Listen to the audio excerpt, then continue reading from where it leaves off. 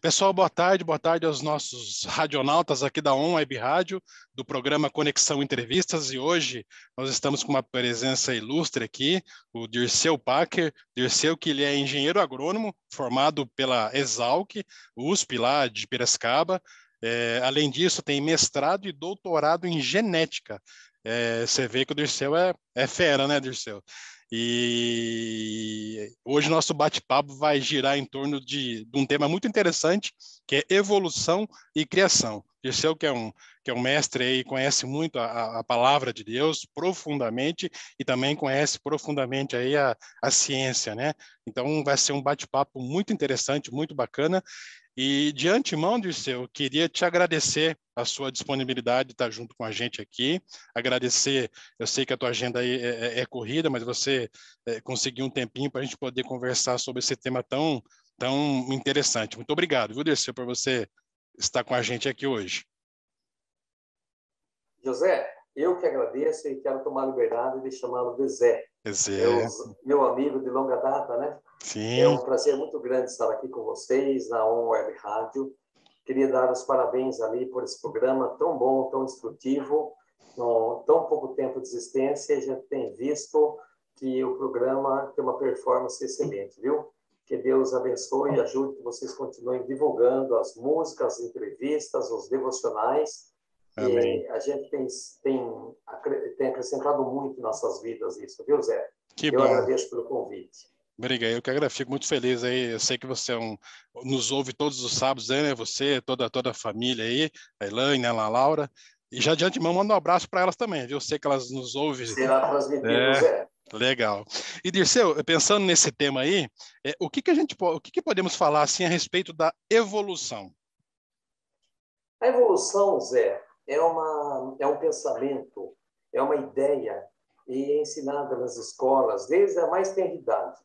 A gente vê como a evolução penetrou no ensino e hoje crianças, logo lá no primeiro ano, quando a gente vê o ensino fundamental 1, os livrinhos deles já trazem sobre a evolução. A evolução é uma ideia que tenta demonstrar como que a vida ela se desenvolveu, como que a vida chegou até aqui onde nós estamos. Então, é um pensamento, eu diria para você que é um pensamento humanista, que vai mostrar como que houve o desenvolvimento das espécies até chegar a esse ponto com tanta variedade, que nós na biologia chamamos de variabilidade, né? Chegou a tanta variedade até aqui o Homo sapiens, que seria nós. Então, a evolução trabalha justamente em cima desse desenvolvimento. Entendi. E essa evolução, ela tá relacionada aí com o Big Bang? Então, Zé, o que a gente precisa ter uma ideia do seguinte: são pontos distintos, mas que se interligam. Quando a gente discute o Big Bang, por exemplo, é a respeito da origem do universo. Então, o evolucionista, ele muitas vezes, ele estuda, ele compreende a origem do universo como vindo de um Big Bang, mas são pontos distintos. O que eu quero dizer? O Big Bang é uma ideia, é uma sugestão, é uma teoria que diz que há 13,5 bilhões de anos atrás, uma partícula inicial explodiu. E com essa explosão, o universo foi formado e até hoje se encontra em expansão. E essa partícula inicial seria totalmente carregada de energia para formar todo o universo. Agora, a pergunta seria o seguinte: de onde que surgiu essa partícula inicial? Então, ali nós temos ali os cientistas divergem, têm as suas dúvidas e as suas brigas, né? Stephen Hawking, por exemplo, escreve no seu livro, em seus livros, ele é um defensor do Big Bang, e ele escreve vários pontos interessantes. Mas como chega lá no início, ele coloca um ponto de interrogação. Ele escreve o seguinte: forças físicas desconhecidas. Porque no caso dele, ele não cria em milagre, ele não cria em Deus. Então, por isso, ele vai trabalhar em cima de uma força física desconhecida. O Big Bang, então, se refere à origem do universo. É um ponto.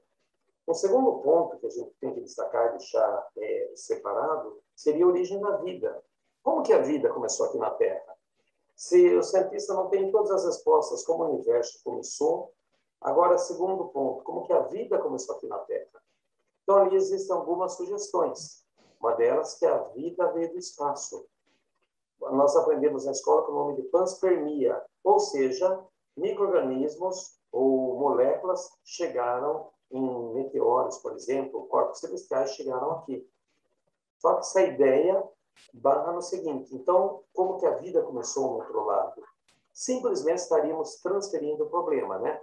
Daí, para quem não aceita a panspermia, acata outras ideias. Por exemplo, a teoria de Oparin-Haldane, que a vida começou a partir de um complexo de átomos numa atmosfera primitiva, em condições primitivas. Esses átomos se chocaram, foram para os oceanos primitivos e lagos primitivos, e ali formaram os primeiros que eles chamaram de coacervados, um aglomerado de matéria orgânica. E desses conservados evoluíram nas primeiras células. Então, o segundo ponto seria a origem da vida. E o terceiro ponto, Zé, seria a evolução. A evolução é um estudo que vai trabalhar a partir do primeiro ser vivo formado, se desenvolvendo gradualmente em outros seres vivos. Então, a ideia evolucionista, ela não está tão preocupada com a origem do universo ou com a origem da vida, mas como que a vida se desenvolveu. Porém, a maioria esmagadora dos evolucionistas acatam a ideia do Big Bang e acata alguma forma de origem da vida de maneira espontânea. Tudo bem? Entendi. E a gente vê também, e você que é especialista nisso, acompanha bastante isso, a gente vê que muitos desses cientistas que defendem essa teoria, muitos deles acabam até se convertendo depois que se aprofundam nesse assunto e depois se confrontam isso com a Bíblia, né? Você vê alguns cientistas, e renomados até, que acabam vendo ou enxergando, né, as coisas de forma diferente depois de muito tempo de estudo e acabam se convertendo, né? Acabam mudando de opinião. Você já deve ter visto isso em alguns casos, né, Dirceu? Sem dúvida, Zé. Na verdade, eu não conheço ninguém que era um criacionista e estudava o criacionismo e cria na criação vinda de Deus, que deixou de lado e partiu para o estudo evolucionista. Não conheço. Agora, o inverso, pesquisadores ateus, pesquisadores que criam na evolução, ensinavam a evolução, num determinado momento se confrontaram com a Bíblia e eles se tornaram cristãos. Inclusive, temos alguns filmes que aparecem ali na Netflix, por exemplo, Em Defesa da Verdade, né?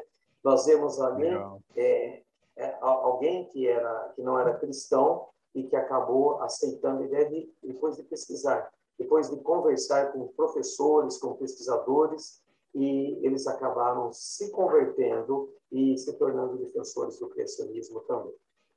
Legal, isso é verdade.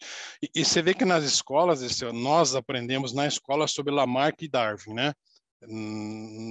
Durante o período de estudo. Qual a diferença entre essas duas teorias que um e o outro defende? Zé, é interessante que quando a criança começa a estudar ideias evolucionistas, já começa com o seguinte ponto. Primeiramente, olha, criação nós não vamos estudar porque dizem os livros. Isso aí trata-se de fé. O criacionista, ele é fixista, ou seja, ele crê que todas as espécies foram criadas dessa maneira.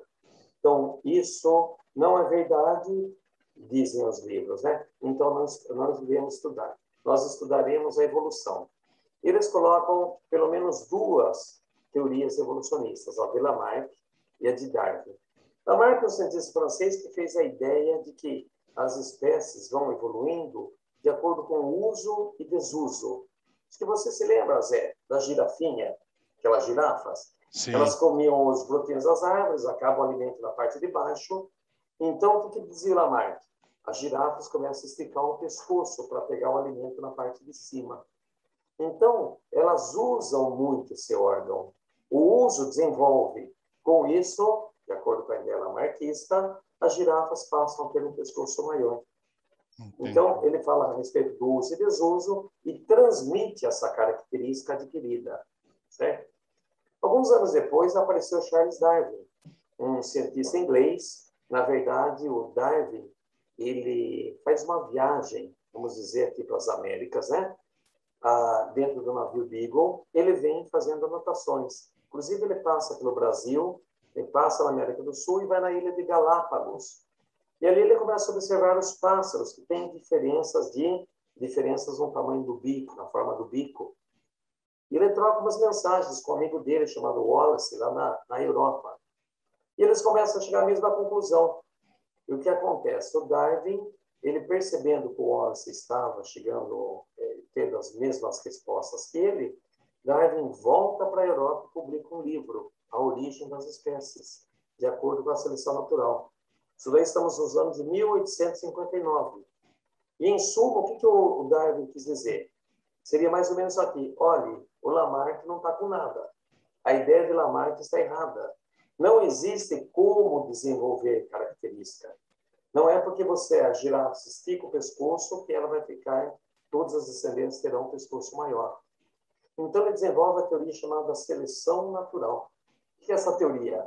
Essa teoria diz o seguinte: uma espécie deixa muitos descendentes. Imagina uma população de coelhos aqui, tem vários filhotes. Todos os filhotes chegarão à fase adulta? Não. Por que motivo? Eles apresentam pequenas diferenças.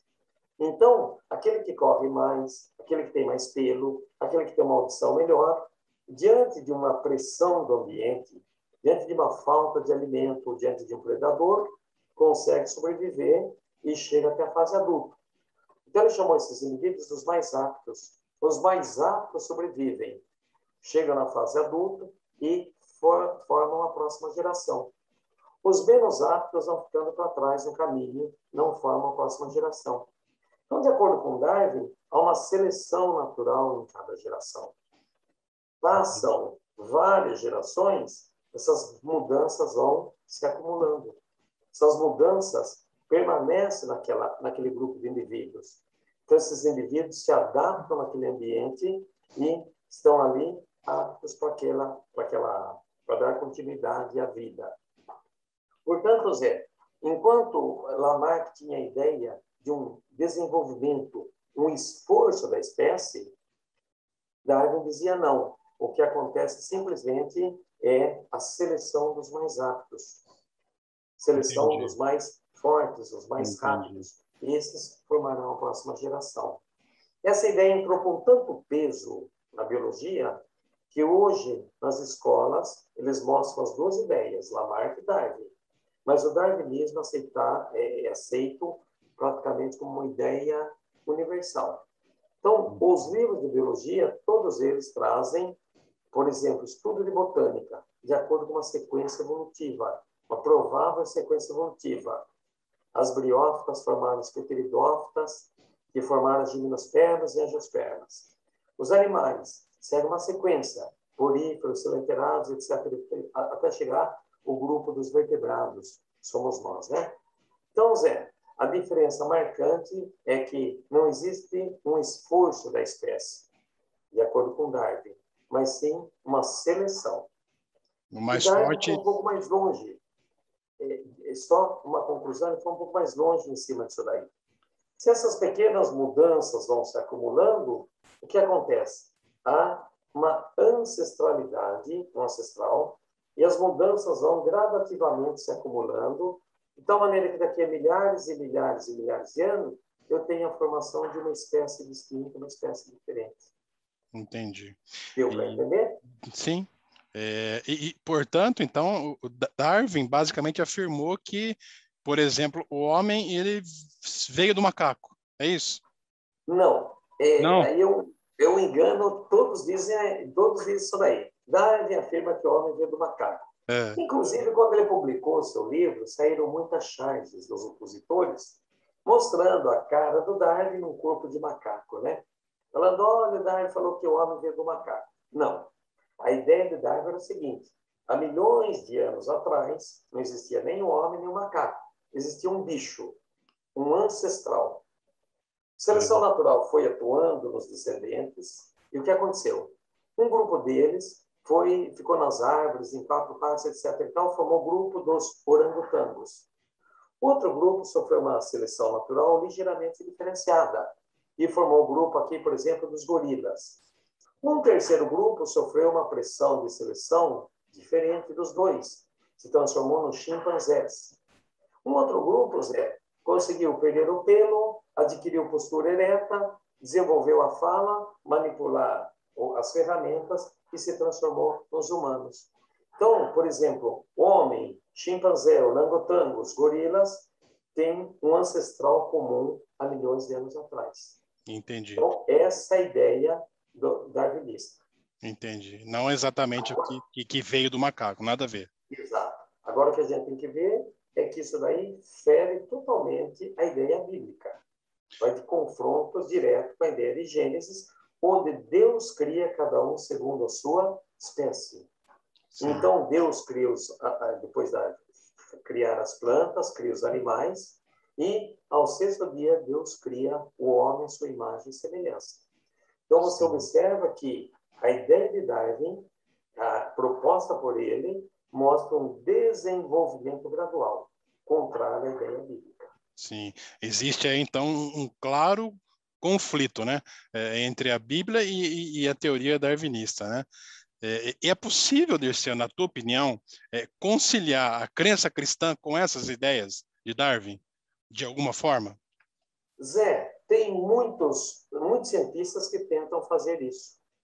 Muitos cientistas que eles creem em Deus, creem num Deus criador, e esse Deus criador deixou com que a evolução ocorresse para a formação das espécies. Ou seja, seria mais ou menos Deus dá um pontapé inicial e a evolução continua.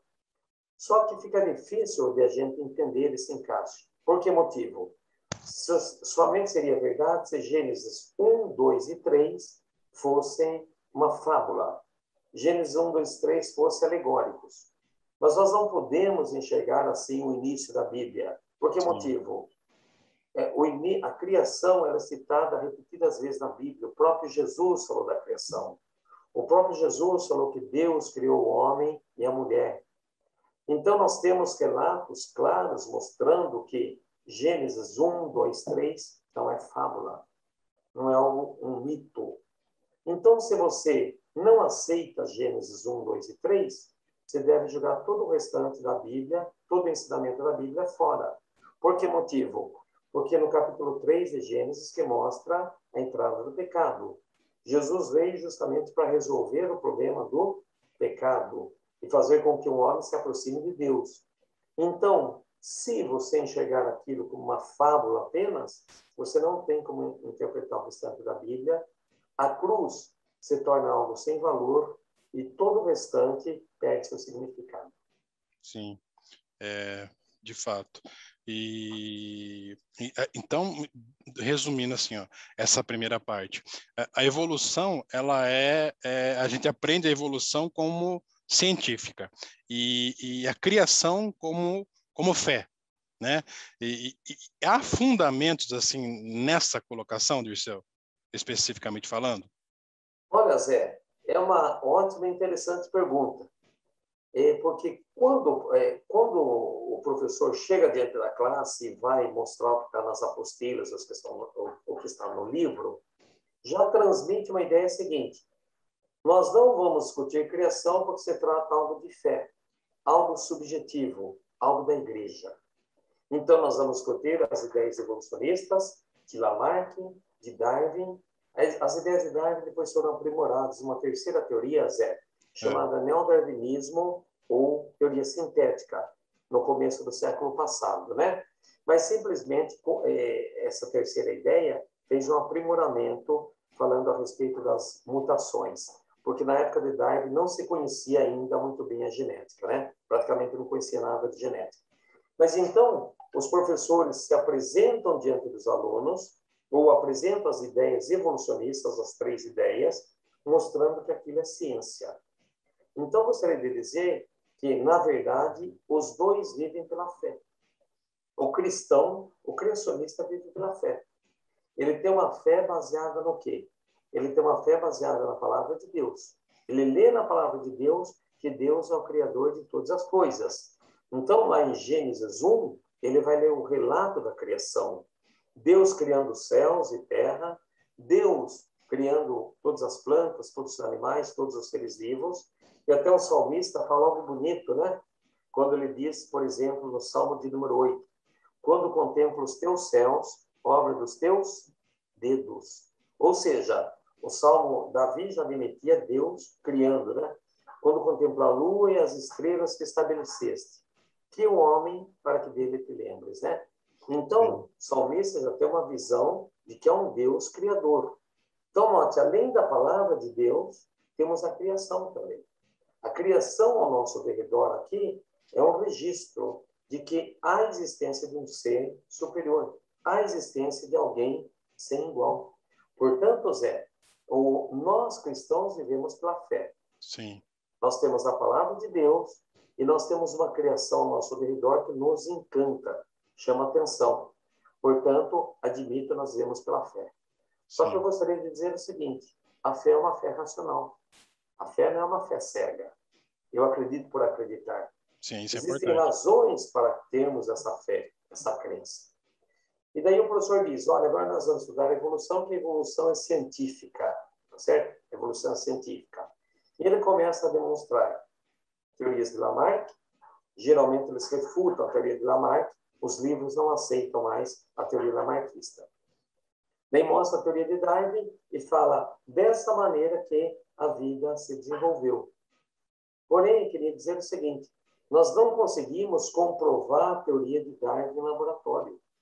Eu não consigo pegar o Zé Luiz, levar para um laboratório e mostrar a história evolutiva de Darwin. Não tem como. Portanto, se eu não consigo reproduzir em laboratório, Zé, eu digo que ela não é científica. Por exemplo, gravidade. Eu posso soltar um corpo aqui, e aí o corpo cai, ou em outro lugar do mundo cai. Eu vou mostrar ali a força da gravidade. Sim. Eu aplico uma força numa massa, gera uma aceleração. Eu falei de Newton, aprendi isso daí, força igual a massa vezes aceleração. Científico, posso comprovar em qualquer lugar. Eu pego, por exemplo, uma célula, eu sei que dentro da célula existe um DNA que coordena a produção das minhas proteínas. Tem um código ali dentro e ela forma as proteínas. Portanto, Zé, isso daí é científico. Eu posso mostrar para você em laboratório que isso existe, é real. As teorias, a ideia de Darwin, não.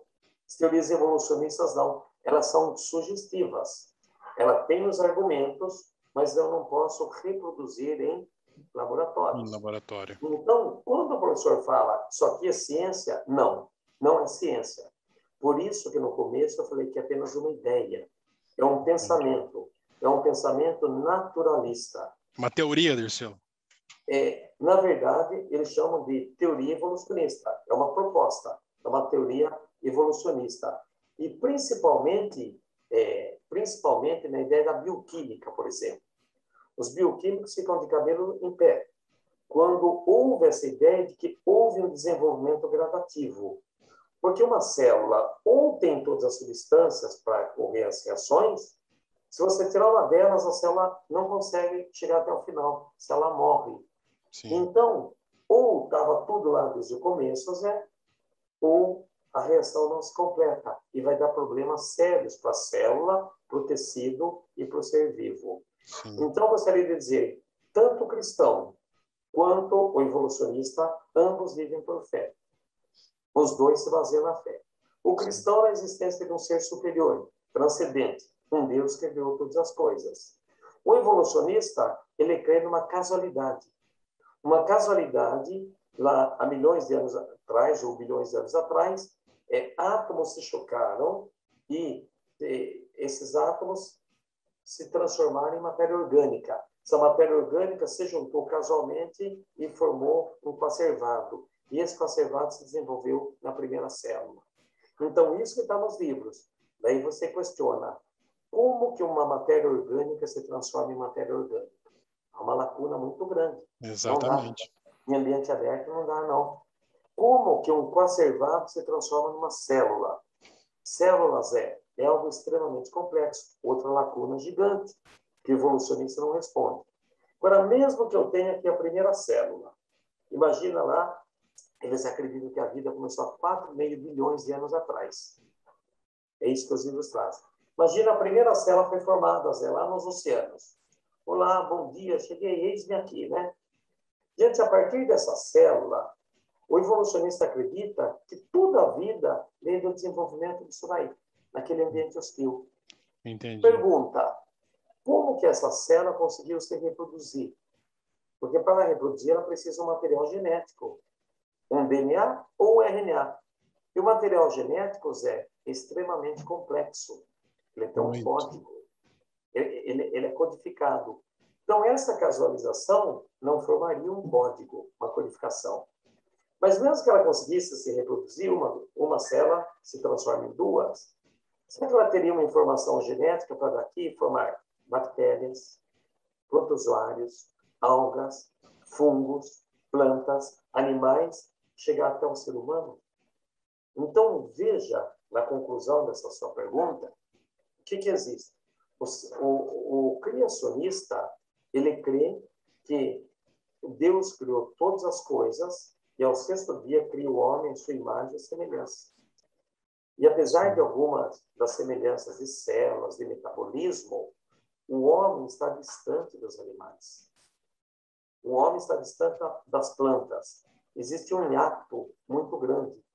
O homem é a imagem e a semelhança de Deus. Então, é interessante quando a gente observa isso daí.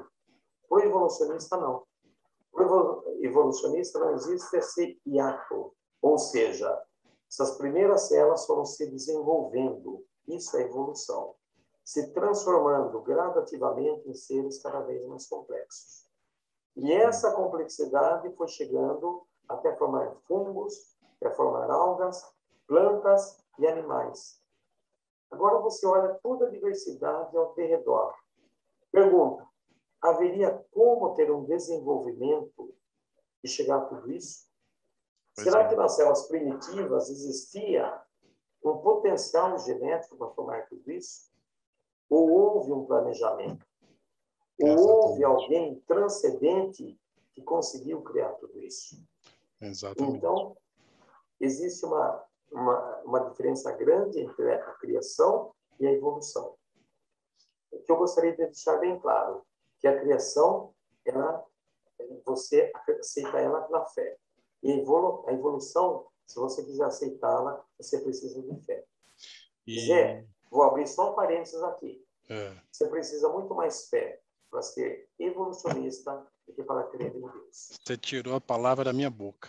Eu ia falar exatamente agora, a frase, porque para você crer que tudo isso que a gente tem hoje, que a gente conhece hoje, eu, você, nossa formação, as nossas células, os órgãos e toda a codificação que existe, né, entre as células, a formação de proteínas, enfim, tudo isso que existe, para acontecer do acaso, de fato precisa de muita fé, né? Para acreditar nisso, aliás, né? Precisa de fé, baita fé, né, Dirceu? Exatamente, sem dúvida alguma. Legal. Dirceu, peço aí para um intervalinho, rapidinho, para você que está nos ouvindo aí ou nos assistindo, continua com a gente, que o papo está muito legal. A gente está falando com o Dirceu Packer aí sobre evolução e criação. Rapidinho, a gente já volta. Web Rádio, está todo mundo ligado. Pessoal, estamos de volta aqui no programa Conexão Entrevistas e hoje com o Dirceu Packer, quem está nos acompanhando desde o início, o doutor Dirceu Packer aí, que é engenheiro agrônomo e tem mestrado e doutorado em genética. E a nossa conversa hoje está girando em torno da evolução e criação. Papo muito gostoso, muito legal, muito esclarecedor. Dirceu é um especialista no assunto, né? E Dirceu, indo já na sequência do que nós conversamos no primeiro bloco, eu queria fazer uma pergunta para você, no sentido de quais são hoje os argumentos a favor da ideia evolucionista? Legal, Zé. Olha, na verdade, eu comentei há pouco tempo que não existe uma prova da evolução. Ela não é científica, eu não consigo reproduzir. Mesmo quando você assiste esses canais, NetGeo, por exemplo, né? Ou qualquer canal lá da TV paga, a gente vê, por exemplo, muitos cientistas evolucionistas tentando mostrar uma história evolucionista. Então, por exemplo, temos que entender onde que Darwin chegou nessa ideia aqui? Já que não há um criador, já que não houve a criação, de acordo com Darwin, então, para evolucionistas, uma espécie gradativamente foi se transformando em outra. Por exemplo, vou pegar aqui só a parte dos cordados, dos vertebrados. Então, por Darwin, há milhões de anos atrás, existiam somente os peixes. Não existia praticamente a vida na Terra, existiam os peixes. Um grupo de peixes gradativamente consegue sair da água. Então, a seleção natural foi atuando e eles conseguiram sair da água. E esses peixes que saíram, eles tinham pequenas mudanças em relação aos demais. E ali, quem conseguiu sobreviver fora da água se transformou no ancestral dos anfíbios, dos sapos, por exemplo. Então, note a ideia. Pequenas mudanças gradativas, fez com que um grupo de peixes se transformasse aqui nos ancestrais dos anfíbios. Só que para ter essa mudança, Zé, o que precisaria? As nadadeiras se transformarem em patas, porque senão o bicho não consegue andar na terra. Sim. Precisa criar agora um pequeno pulmão. O peixe não tem pulmão. Agora, quando você tem pulmão, Zé, como o sapo tem um pequeno pulmão, o coração tem que ser maior. Então, o peixe tem uma cavidade, um coração com 2 cavidades. O sapo já tem, o sapinho já tem com 3 cavidades. Então, essas pequenas mudanças, de acordo com a teoria evolucionista, foram acontecendo gradativamente, aos poucos. E a pergunta como? Daí o neodarwinismo, que é o darwinismo melhorado, né, diz o seguinte: ocorreu uma mutação no material genético. Pequenas mutações no material genético foi e acabou desenvolvendo esse ancestral. Agora a pergunta é, o que é uma mutação? Mutação é um erro no material genético. Quando a mutação ocorre, geralmente ela é deletéria, ela é ruim, ela tenta eliminar o indivíduo.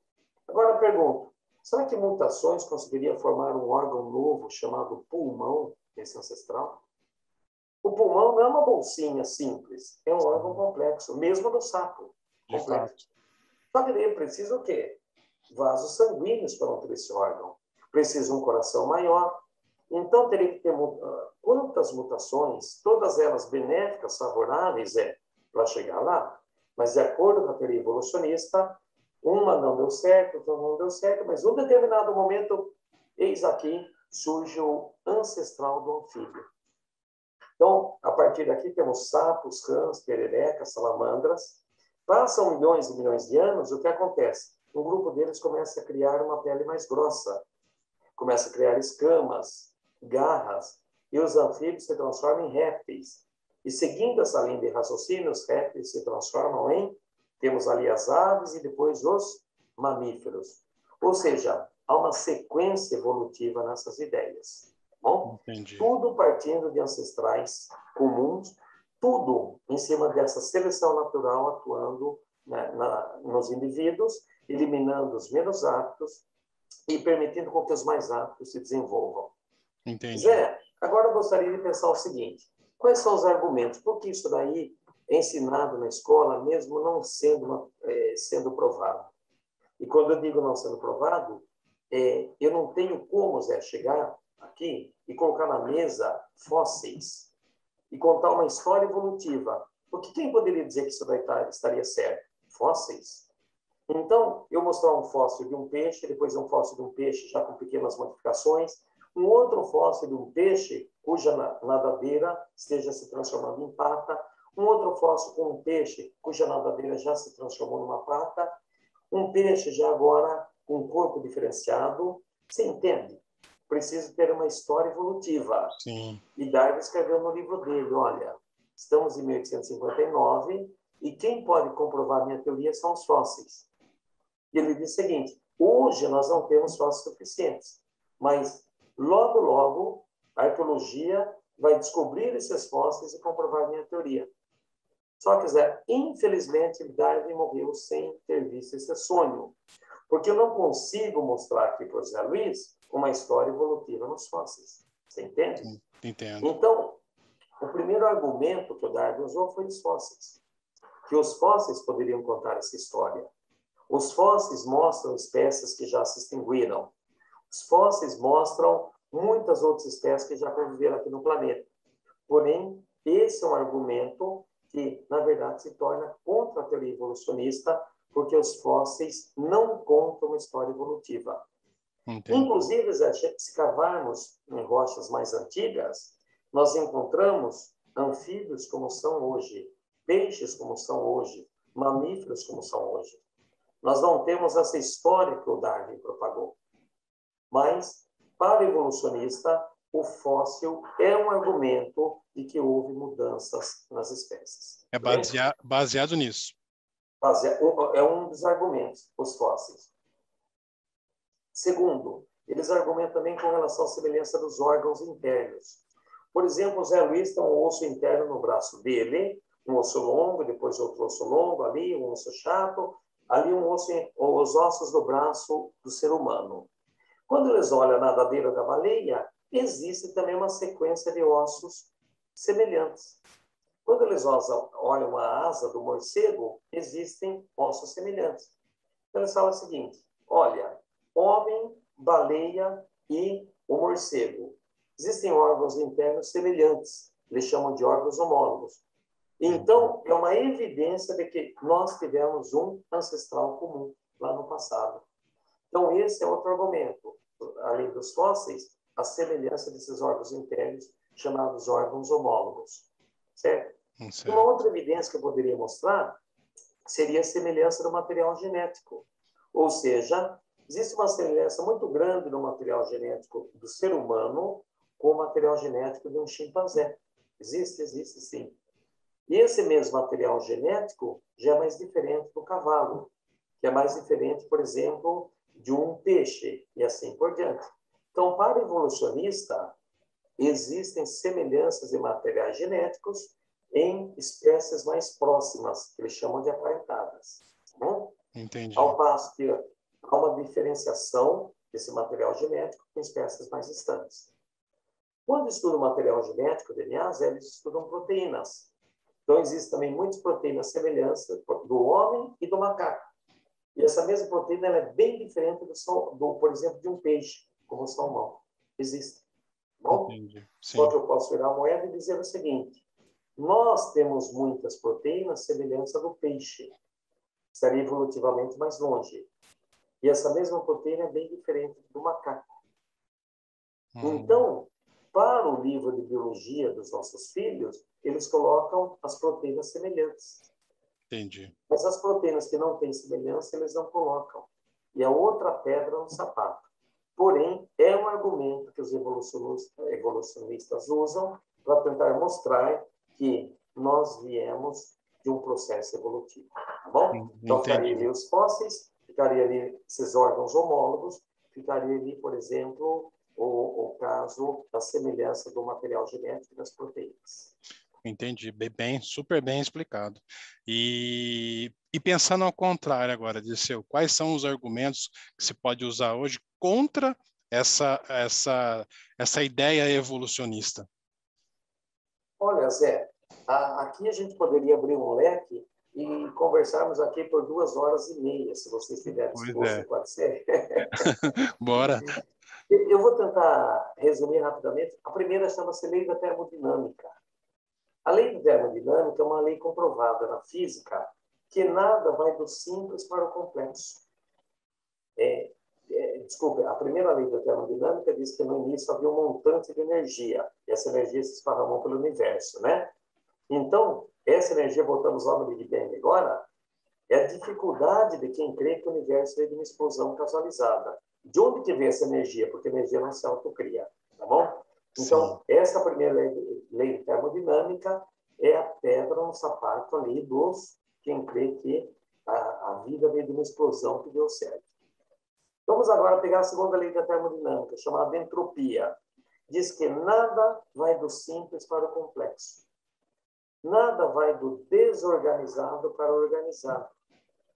Tudo na natureza, por uma questão de energia, tende a se desestabilizar, tende a se desorganizar. Então, Zé, sua gaveta lá, a gaveta das suas roupas, ela se arruma ou ela se desarruma? A sua casa vai ficando cada vez mais bonita ou de vez em quando precisa um reparo? O seu sapato vai envelhecendo ou não? Isso tudo é devido à segunda lei da termodinâmica. Por isso, quando a Maria vier dar bronca lá que sua gaveta está bagunçada, Zé, fala o seguinte: Maria, lei da entropia, segunda lei da termodinâmica. Pronto. Tudo tende para desordem, tende para bagunça. Tá explicado. Está Vou explicado? falar para ela. Tá explicado. Então, o evolucionista acredita que um conservado inicial foi se transformando mais complexo numa célula inicial. Célula inicial. Essa célula inicial se transformou num ser mais complexo, depois de milhões de anos, num outro ser que já tem 2, 3, 4 ou muitas células, um ser pluricelular. Se tornou um ser mais complexo, até chegar aqui na ponta aqui da evolução. Chegar aqui nas plantas, nos animais, no ser humano. Então, se a causalidade não consegue formar algo organizado, Zé, como que eu vou aceitar isso daí? Tinha que ferir a segunda lei da termodinâmica. Então, Sim, é um ponto bem chatinho que os evolucionistas não conseguem responder. Bom, entendi. porque estou ferindo uma lei. Mas poderia ir um pouco mais longe também pensar nos fósseis. Já que eu comentei que os fósseis é um argumento evolucionista, eu volto na ideia que os fósseis é uma ideia contra os evolucionistas, porque nós não conseguimos reproduzir uma história evolutiva. Ou seja, o ancestral, lá, por exemplo, o nosso, se transformando depois gradativamente no chimpanzé, outro grupo nos gorilas, outro grupo no Homo sapiens. E a gente vê isso no Discovery Channel, por exemplo, na BBC, nós encontramos muitos cientistas lá com um pedacinho de osso na mão, falando, olha, isso aqui provavelmente seja um ancestral nosso. Olha o crânio, provavelmente ancestral. Tudo provavelmente, Zé. Sim, Mas não é existe verdade. nenhum argumento que se mantenha. Então, o Federer da termodinâmica teria o pensamento dos fósseis também. Terceiro, as mutações. Zé, a base da ideia evolucionista é causalidade, tempo e mutações. Ou seja, esse micróbio primitivo, essa bactéria primitiva, se transformou até chegar aqui em todas as plantas, todos os fungos, todos os animais, até chegar no homem, por mutações que foram acontecendo, tempo, tá certo? Gradativamente o tempo, de uma causalidade ali. Zé, só que quando nós pensamos em termos de mutação, mutação é um erro no código genético. Agora, como que o erro no código genético pode formar um pulmão? Que lá os antepassados não tinham pulmão. Sim, Como que pode formar um coração? Podemos ir um pouquinho mais longe. Formar um sangue.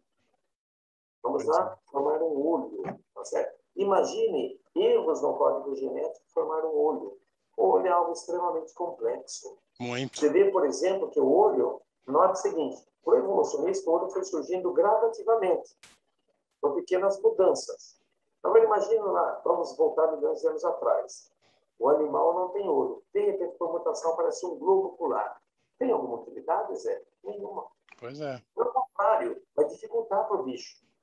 Daí, milhões de anos, forma aqui uma córnea. Imagina formando uma córnea. Tem alguma utilidade? Nenhuma. Forma-se uma retina depois de milhões de anos. Para que ficar com aquilo lá? É um peso para ele, é contraproducente, nós temos ali formação disso aí. Mas teria que formar uma córnea, uma retina, uma íris. Tem que formar um cristalino aqui atrás. Tudo por mutações? O evolucionista, sim, por mutações. Até que, de repente, forma lá no fundo do olho uma retina, com células nervosas para receber a imagem.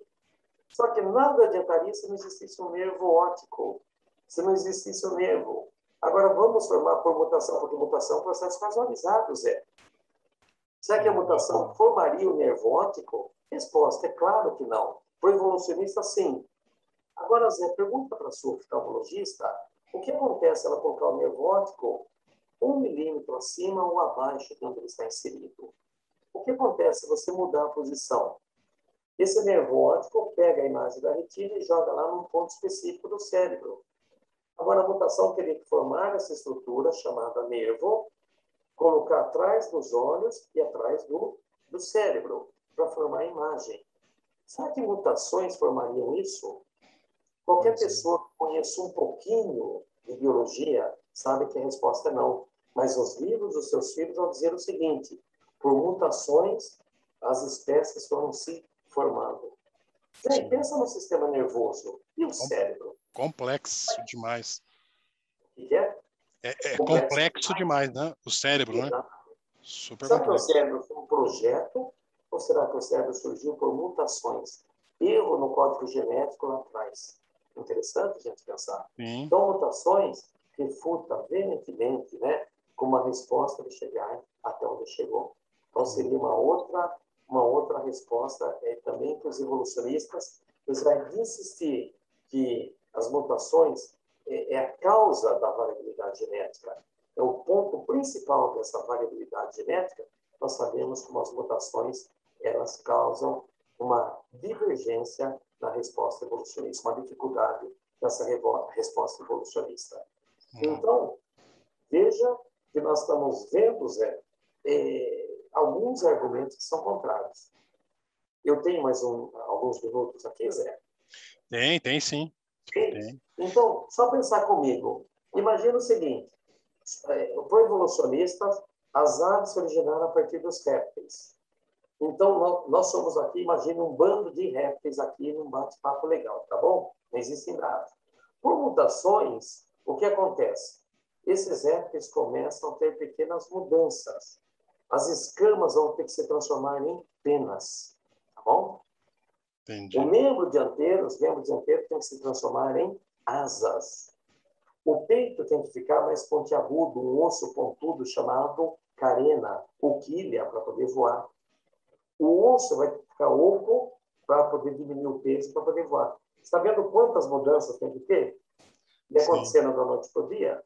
Não. E tudo por acaso, né? Tudo por erros. Por acaso, Por mutações, por erros no código genético. E o que acontece, Zé? Durante milhões e milhões de anos, porque senão é uma história de fada madrinha, uma transformação da noite para o dia, né?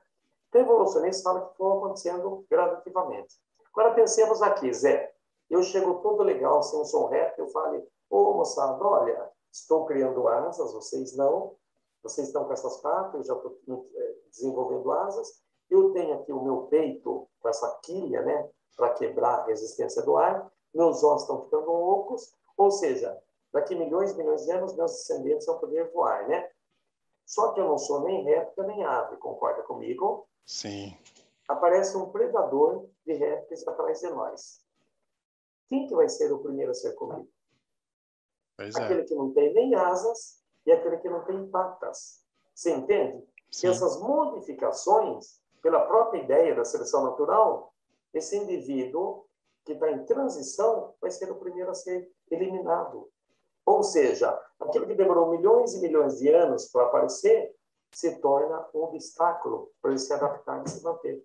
Você entende o raciocínio? Total, é super complexo e acreditar que seja tudo obra do acaso e que foi acontecendo, né?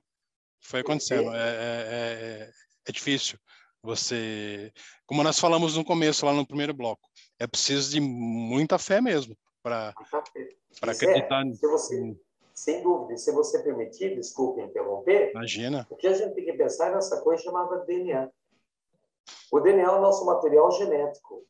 O material genético que está dentro do núcleo das nossas células, ele é formado apenas por 4 letras. O evolucionista ele gosta de falar que existe semelhança, etc. e tal, existe. Mas eu posso dizer, o Criador colocou o mesmo material genético em mim e colocou em todas as espécies. Que são 4 letras que formam um código. A, T, C, G. Lembra lá na escola, Zé, nas provas de biologia? E daí o que acontece, Zé? É um código. Com esse código, a sua célula consegue formar o quê? Todas as proteínas. Então, quando sua célula fala, estou precisando de proteína para o sangue, um pedaço do seu DNA se abre, copia esse código e vai produzir proteína para sangue.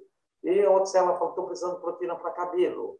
Um outro pedaço se abre com outro código, somente com essas 4 letras. A, T, C, G. E esse código aqui é repetido milhares de vezes, tudo bem? Esse outro código produz uma proteína diferente. Proteína para o cabelo, outro código, proteína para pele e assim por diante. Então, todas as proteínas que nós produzimos é a partir de um código. Agora a pergunta, casualização forma código? Pois é. Não não tem como, forma. não tem como, Não né? tem. Não tem Então, como. o DNA é outra pedra no sapato dos evolucionistas. Como E, que como desculpa. foi formado o primeiro DNA? Sabe? Como apareceu o primeiro DNA? E depois, como que esse código se perpetua e faz todas as proteínas que nós precisamos? Pois é, e você falando dessa codificação dos códigos para produzir X ou Y, de acordo com a necessidade do indivíduo, e tem toda uma regulação, né, para produzir exatamente a quantidade que precisa, né? Seja o Correto. cabelo, seja a célula sanguínea, seja o que for. Existe a produção, aquela codificação aí do DNA e a regulação disso, né? Não, mais ou menos para ficar equilibrado, né? E correto. Então, essa regulação ela é fantástica. O que, que ocorre nessa regulação? Quando o nível lá no seu sangue está um nível ótimo, assim no seu sangue, o sangue passa e avisa, olha, já chegou num nível muito bom, já tá ótimo, suas células param de produzir aquele produto. Essa regulação é Exato. fantástica. Casualidade faria esse aviso entre as células? No meu Pois é. conceito, De jamais. jeito nenhum, pois é.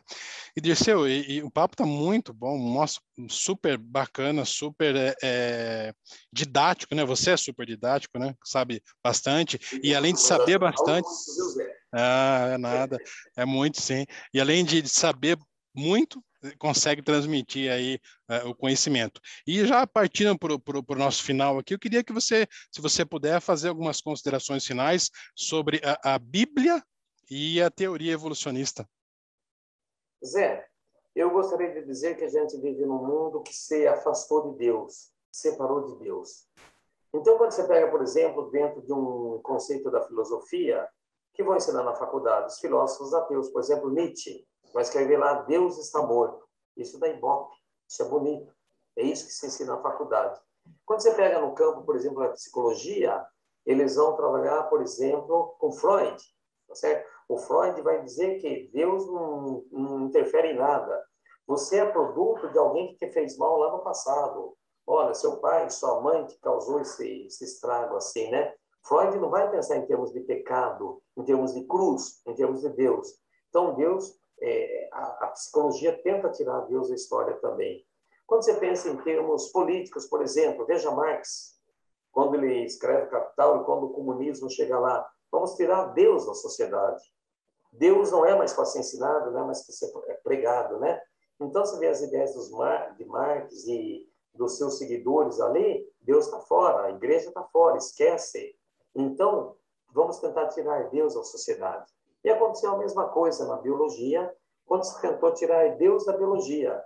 E essa ideia darwinista tem um propósito. Vamos tirar Deus de dentro da biologia, né? Como o Big Bang tiraria Deus da física, ó, uma casualidade, o ponto de interrogação, mas vamos tirar Deus aqui. Quando a gente pensa na origem da vida ou na evolução, vamos tirar Deus da história aqui também, da biologia, né? É esse o mundo que nós vivemos, é isso que ensinam para os nossos filhos. Você, por exemplo, nas escolas, seu filho vai ser doutrinado a pensar de acordo com a ideia evolucionista. Eles não vão dar uma oportunidade para alguém falar de criação, não. Mas os nossos filhos são doutrinados a crer numa ideia evolucionista como se fosse uma ciência, como se fosse algo verídico, verdadeiro. Então, essa doutrinação é feita de uma maneira equivocada, porque eles não dão oportunidade do aluno enxergar os dois lados da moeda. Eles não permitem com que o aluno ouça os dois lados. E, inclusive, é um conceito muito errôneo, que quem crê em Deus é arcaico. Inclusive, um dos maiores ateus do momento, chamado Richard Dawkins, um dos 4 cavaleiros do Apocalipse, ele tenta escrever um livro, Deus um delírio, para refutar a Bíblia. Mas ele não entende nada de Bíblia. E logo na introdução ele diz, se alguém no século XXI não aceita a teoria da evolução, deve ser considerado um louco. Certo? Ele escreve isso, né? Ah, é? Mas Eu não nos não... impressiona, porque Davi escreveu no Salmo 14, muito antes do Dawkins, diz o louco em seu coração, não há Deus. Interessante, né? Então, o Dawkins é um plagiador, acima de tudo. E, na verdade, os nossos filhos, eles vão para a faculdade com a ideia de que é bonito, é moderno, é algo que te dá um certo know-how, um certo status, você dizer que você é ateu. Infelizmente, vem com essa ideia. E quando os nossos filhos chegam na faculdade, Zé, o que acontece? Eles vão ser bombardeados por ideias ateístas. Eu fiz a USP, por exemplo, boa parte dos meus professores eram ateus. E eles são bombardeados com essa ideia.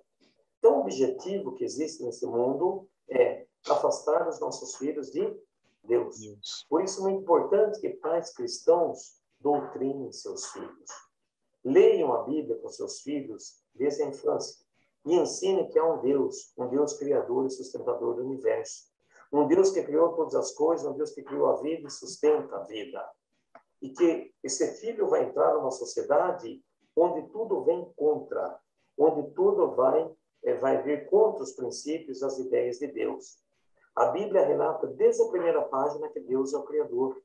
E quando você chega no Apocalipse, capítulo 4 e capítulo 5, Jesus Cristo é adorado por ele ser o Criador de todas as coisas e o Redentor de todas as coisas, né? Paulo escreveu em Romanos capítulo 1 algo muito interessante. Eu anotei aqui, ó. Porque os atributos invisíveis de Deus, assim o seu eterno poder como a sua própria divindade, claramente se reconhece desde o princípio do mundo, sendo percebido por meio das coisas que foram criadas. Então, a criação tem a assinatura de Deus. Sim. Paulo fala isso. Ele continua escrevendo o seguinte: tais homens são, por isso, indesculpáveis. Ou seja, no dia do juízo final, nós vamos falar, mas eu fui ensinado de outra maneira. Porque a própria criação revela o poder e a glória de Deus. E Paulo continua: porquanto esses homens, tendo conhecimento de Deus, não glorificaram como Deus, nem lhe deram graças. Antes se tornaram nulos em seus próprios raciocínios, obscurecendo-lhes o coração insensato. Então, Zé, o que nós temos que mostrar para os nossos filhos é que o que eles estão aprendendo na escola é algo que vai contra a palavra de Deus. E o próprio Jesus advertiu o seguinte, que o diabo é o pai da mentira. E é por isso que os congressos e os senados aprovam com que se ensinem essas ideias mentirosas nas escolas e proíbe qualquer tipo de ensinamento bíblico dentro das escolas. Porque esse mundo que nós vivemos está contaminado, corrompido pelo pecado. Nós, cristãos, vivemos lutando contra a correnteza. Eu gostaria de finalizar dizendo o seguinte, que compete aos pais educarem seus filhos. Não é tarefa da igreja, é tarefa dos pais. Educarem os filhos dentro do caminho de Deus. Isso daí é importante, é fundamental. E gostaria de dizer o seguinte, que a filosofia ateísta, onde se inclui o evolucionismo, a evolução, é uma teoria, é uma filosofia pobre, é uma filosofia triste, porque é uma filosofia sem esperança. Ela termina no túmulo. O homem morre e tudo acaba por ali. Nós, cristãos, a nossa ideia começa no túmulo, um túmulo vazio, onde Jesus ressuscitou para a vida eterna. E todos nós que cremos, temos essa vida eterna, desfrutamos essa vida eterna. Então, nossos filhos têm que entender que o ateísmo não leva absolutamente nada. O evolucionismo, por mais bonito e científico que pareça, é uma carapaça para tentar tirar Deus de dentro da história, Deus de dentro da vida. Então, é muito importante que tenhamos a ideia de que não existe melhor vida do que a vida com Deus. Essa é a única vida que vale a pena. Que Deus abençoe as famílias que estão ouvindo, que Deus guarde nossos filhos e que Deus proteja os nossos lares. Amém, Dirceu. Eu quero te agradecer de coração essa oportunidade, tá bom? E que Deus abençoe seu trabalho, seu programa na rádio. Amém. Eu que agradeço aí a sua disponibilidade mais uma vez. Foi um papo super bacana, super esclarecedor, né? Num tema tão importante que precisa ser conhecido, precisa ser debatido, precisa ser esclarecido, né? E você que está nos ouvindo aqui, tenho certeza que você vai gostar também. E sábado que vem a gente tem mais um programa. Bom final de semana para todos vocês. Dirceu, fica com Deus, Deus te abençoe em tudo que você faça. E estamos sempre aqui à sua disposição aqui na On Web Rádio. Amém. Muito obrigado mais uma vez, e a todos os ouvintes. Que Deus abençoe a cada um de vocês, tá bom? Amém. Grande abraço. Outro. Tchau, tchau. Tchau.